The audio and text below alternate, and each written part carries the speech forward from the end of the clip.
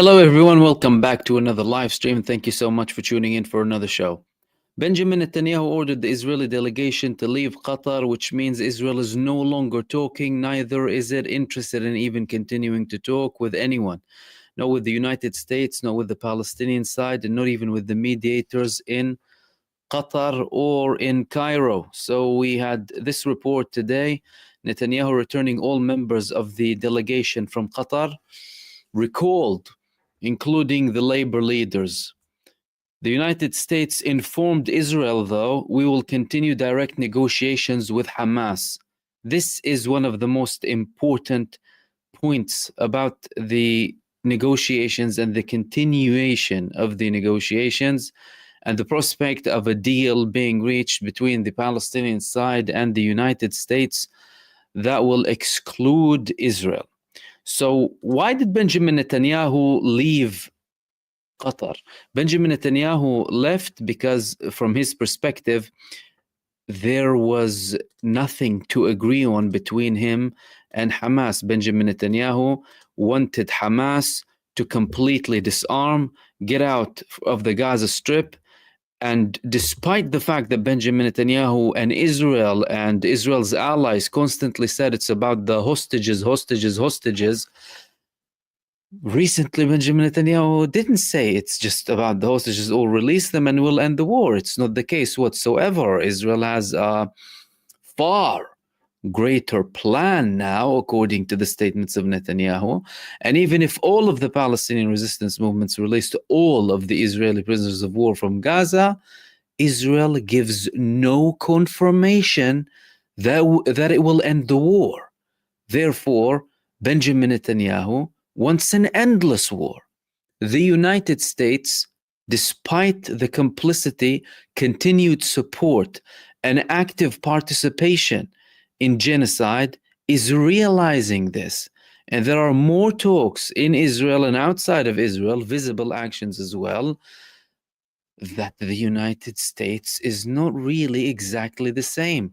As a matter of fact, the Israeli opposition leader Yair Lapid had interesting statements where he said that, well, the whole world now knows that we lost the United States umbrella. So Netanyahu, despite all of the pressure, he is not even continuing to talk now. He was previously pretending. Some people said that the delegation was there to pretend like he's talking anyway, but now he's outright out of the negotiations completely, leaving the United States and Hamas to talk together. This is the second point. This is very important. The United States is negotiating Israel-Gaza ceasefire with Hamas through American in Doha. This is what they're saying in the CNN. This American in Doha is one of the Arabs for Trump people who is a Palestinian American. Bishara Bahbah, his name is.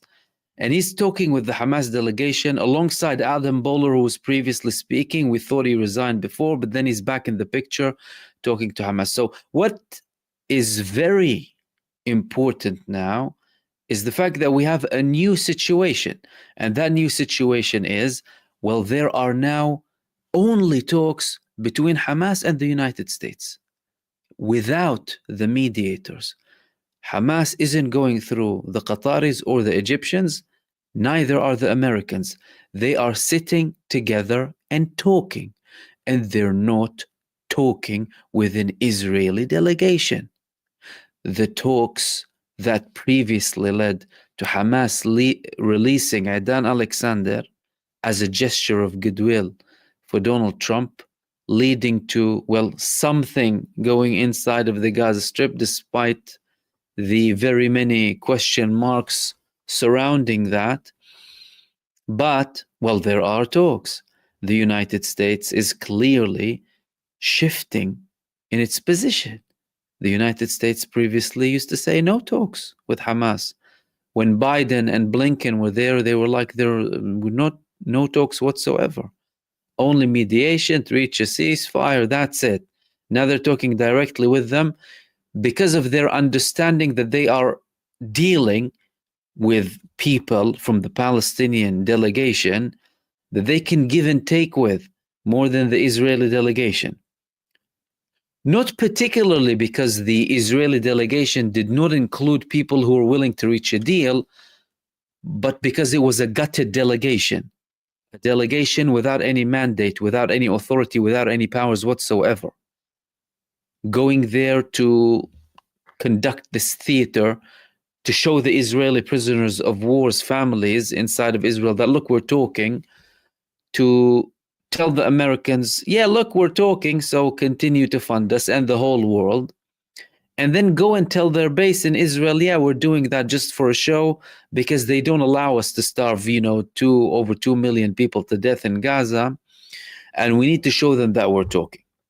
Is there a possibility that Hamas and the United States will reach a deal directly in Gaza that will exclude Israel?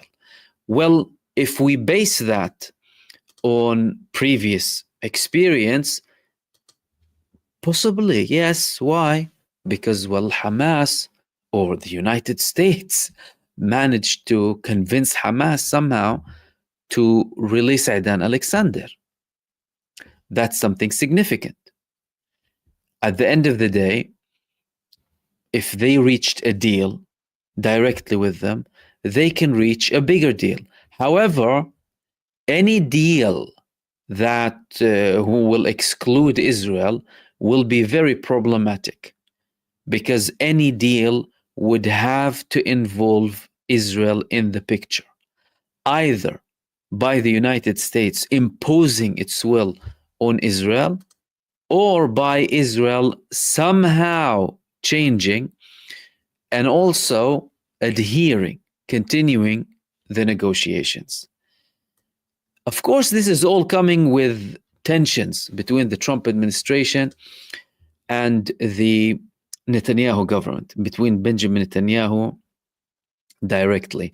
And this is not some sort of an act. There are differences. It's not that there's no difference. There are differences between the administrations. And even in Israel, they're saying that. For example, the Israeli opposition leader, Yair Lapid, he made a statement where he said that there is something more complex here. The whole world understands that we have lost the American umbrella and Trump is fed up with Netanyahu. It is kind of an avalanche, a kind of a snowball that is accumulating. And it starts with the fact that when today you look at the Middle East, the world tells itself that the country closest to the United States is Saudi Arabia and not Israel. They're saying that bin Salman basically has more hold on Donald Trump, or is closer, at least Donald Trump, than Benjamin Netanyahu. Donald Trump did not visit Israel. J.D. Vance canceled the visit. The Secretary of Defense of the United States, even he canceled a planned visit to Israel. That never happened before under any previous administration. Under Biden, when Biden and Netanyahu had certain tensions, and even when Biden was shouting and swearing at Netanyahu over the phone, he still sent his Secretary of Defense to meet with the then defense minister or genocide minister, Yoav Gallant, another wanted war criminal.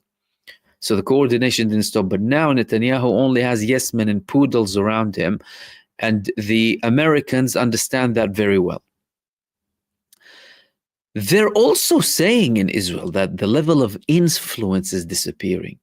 They're seeing the gap. They're seeing the big difference that Benjamin Netanyahu had when he first visited Donald Trump, and then when he visited Donald Trump again.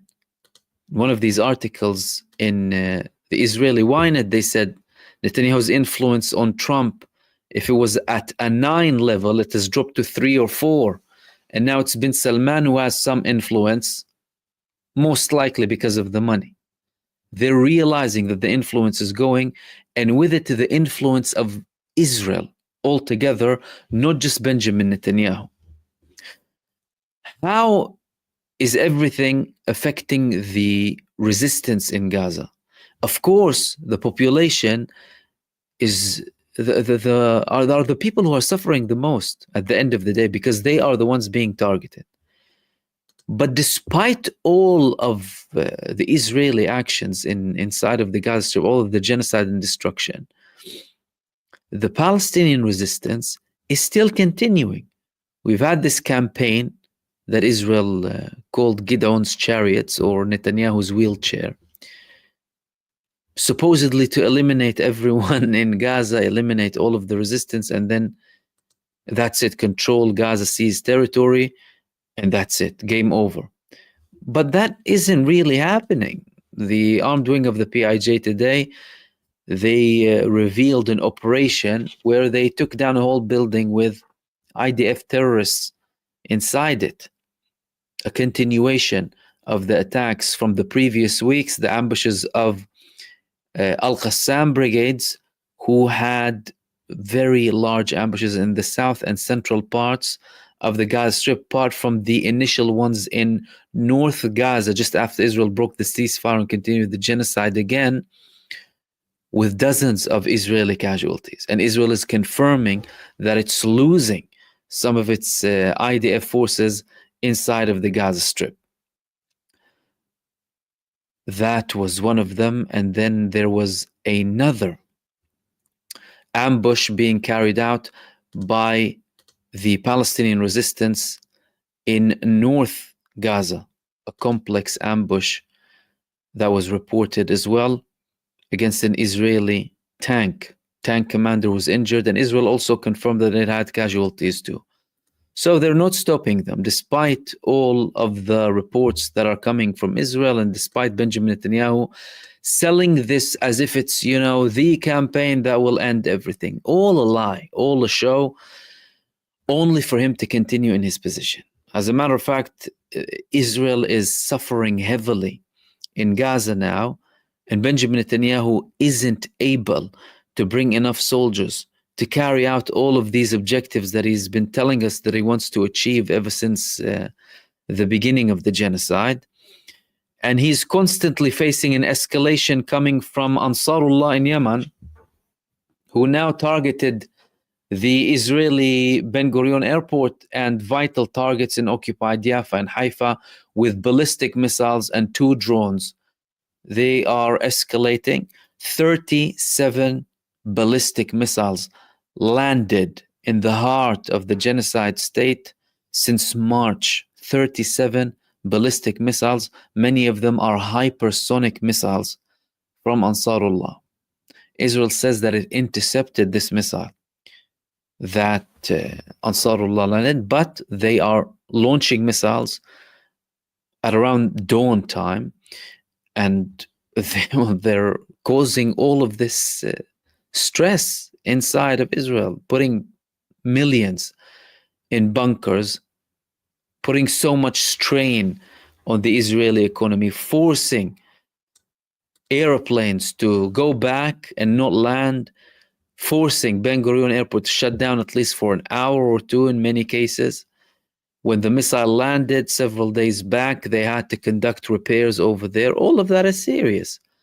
And one thing that is very important is the fact that Israel is alone against Yemen now.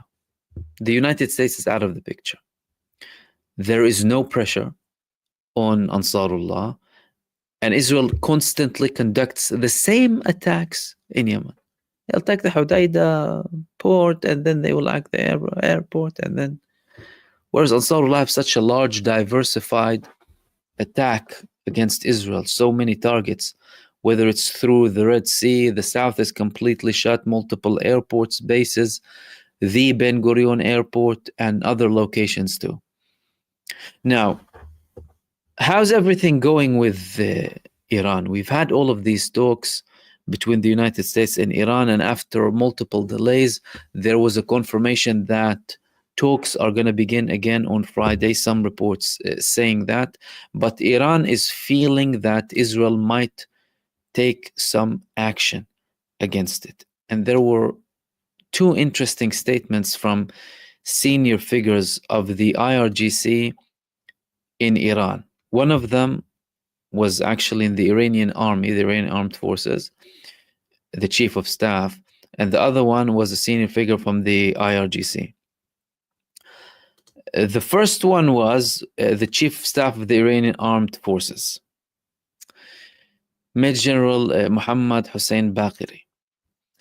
he spoke about the preparation coming from Iran, that Iran is preparing for any act of idiocy, potentially from Israel against Iran. And he also said that Iran is now developing a broad range of micro aerial vehicles.